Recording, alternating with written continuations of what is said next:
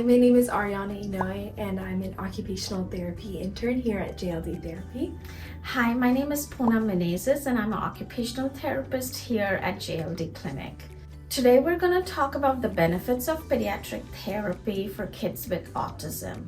At JLD Clinic, we see a lot of kids with a diagnosis of autism, and some of the common challenges that children with autism face are primarily sensory challenges.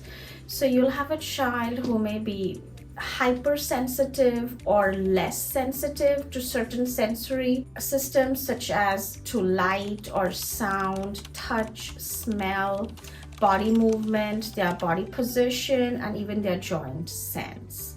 So you could have kids who might close their ears to sounds of a vacuum cleaner, the leaf blower, even traffic or loud and noisy environments in the classroom, in the playground, or even in a store. You could have kids who don't like too much bright lights, or they love bright lights and they like the blinds and they want to turn on off the lights or play with the blinds.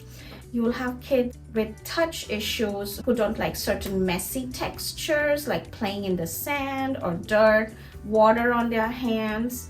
Or you may have kids who like to touch other people, touch certain surfaces all the time. You may have kids who love to spin all day, jump, climb up furniture, jump from heights, or keep running from here and there. It's very hard for them to sit still. Or when they go to the park, they want to be on the swing all the time. They want to go up and down the slide all the time. So it's very hard for their bodies to be calm. Or you could have kids who may have poor safety issues where they might be bumping into objects all the time, falling, tripping over things all the time. They might not know certain things if it's safe to play, or they might be jumping from heights and not realizing, oh, I can hurt myself.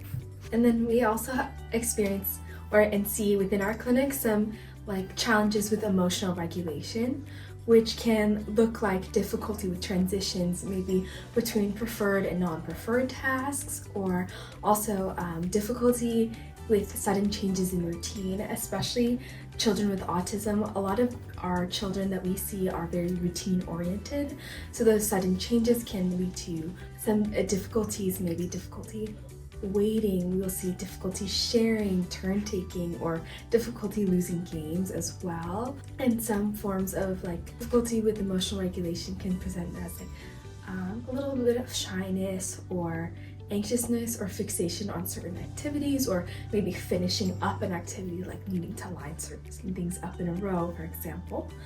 Sometimes this can lead to what we call here as dysregulation, which could lead to aggressive, destructive, or self-injurious behaviors, and that's definitely something that we work on here at the clinic.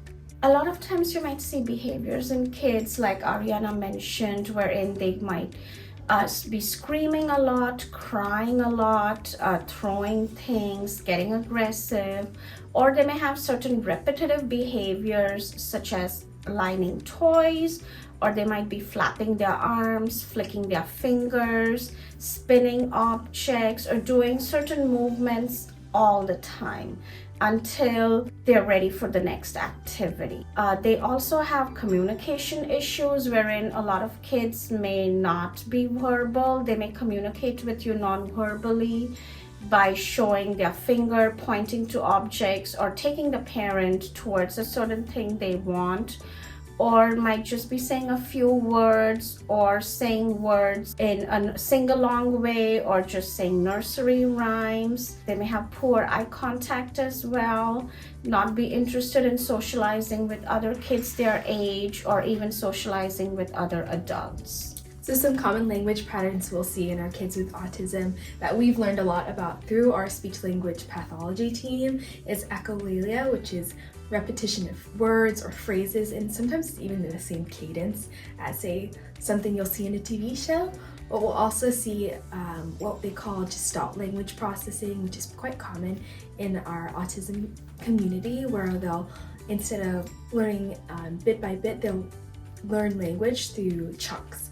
So they'll say chunks of phrases or our words and we'll slowly learn to string them together, and that's also something that we address here at JLD through our speech therapy. So how does pediatric therapy help these kids and parents recognize these challenges? So when we see kids at our clinic, we do a standardized and comprehensive occupational therapy evaluation, wherein we check their sensory processing issues, we check their fine and gross motor skills, we check their self-care skills, we also check their play skills, their behaviors, and this can happen through clinical observation as well, through parent questionnaires, parent education, and also through standardized testing. A way that pediatric therapy helps your children learn to better manage the challenges we've been discussing include play-based therapy and a client-centered approach. So really working to meet the child where they're at and create what we call the just right challenge in order to challenge them in a way that is safe and structured. We also are a family-centered occupation, so occupational therapy really wants to work closely with you, the parents, to create a team where we're working with the clinical team, so our speech therapists, occupational therapists, as well as you guys, to create a plan to work with your child in order to help them in the best way we can. So some approaches to this that we use as occupational therapists include sensory integration therapy, and that is kind of addressing their sensory needs. So once we are able to recognize those challenges through our OT evaluation, through clinical observation and the sensory profile, we are really able to kind of see where they might have a need. So we think of each sense as kind of a cup that can be filled up and that may need to be filled some of the way with external input, or maybe filled so high that too much input can cause us to have dysregulation. So part of what we do here is trying to figure out what they're looking for and how to make those senses be met in order to achieve a state of emotional and sensory regulation, so that we are able to participate in the occupations that are meaningful and bring purpose to our children. And that's really where a lot of our approach comes from. So as parents, what can you do to help your children during therapy? So like Arya mentioned, our practice is family-centered based, it's client-centered based, play-based. So we always encourage parents to attend all the therapy sessions so they can observe how the therapist is interacting with the child, how the child is responding to the therapist. We also do it through trainings with the parents, providing them with clinical resources. Also, we want the parents to be consistent with the child. So just as the therapist is working with the child, we want the parents to carry over those same skills at home or in a public setting. We use the first and then approach with the children. We use visual timers if they have difficulty moving from one activity to another, visual charts, visual schedules.